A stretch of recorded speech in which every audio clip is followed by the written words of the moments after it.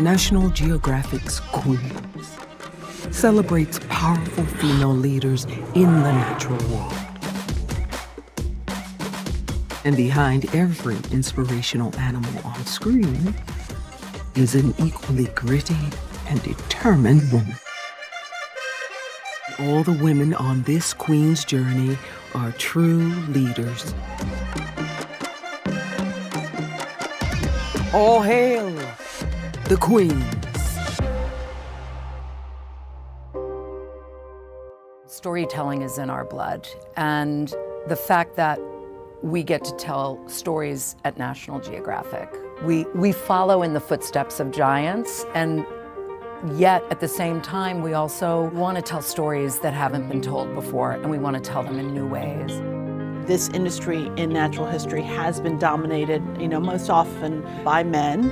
What drove us to really make sure that this was a success is to be able to open those doors, smooth the road, even though it's still going to be hard, and to empower women to be part of this journey.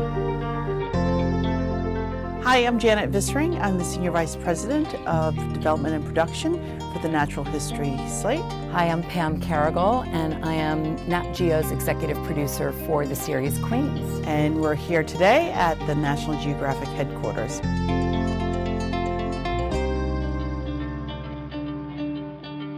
There's so much that's groundbreaking about the series Queens. Faith Musembi, who you would see in our Behind the Queens episode, we feature her. She is the first Black Kenyan woman to produce an episode of premium natural history.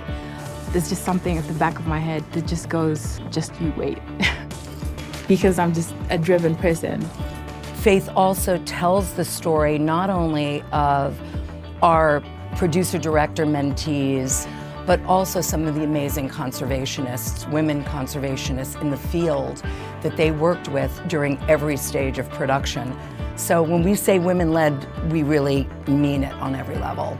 It took 4 years to make this film. There was probably 2.5 years of that literally sitting out in nature waiting for animals to show up. No bonobos today. Just a lot of rain. I say that animals don't have a call time. They do not show up when you think. And furthermore, the bigger challenge these days is climate change. Erin wants to use her skills as a cinematographer to inspire young people to take action to protect our planet. Animals are not arriving or behaving in some of the traditional ways that we've actually had because of climate change. Taji remembers water here, but relying on memory only works when the world stays the same. You're featuring animals, female leadership in the natural world. Not every animal has the same strategy. And watching this, I feel like it's about women, us human women. Every one of us has a different approach to how we lead our life, how we lead in our family, how we lead in the office. But there's no wrong way. We can learn from animals in the natural world by looking at their relationships, their compassion. We're hoping that everyone can connect to our queens, whether they're fathers, sisters, grandfathers, grandmothers, granddaughters in their lives. They will look at these animals and see their own family connections, their own relationships with female leaders in their lives. They'll see parallels and feel deeply when they watch Queens. That's what I hope for. It is the hardest time on our planet for these animals.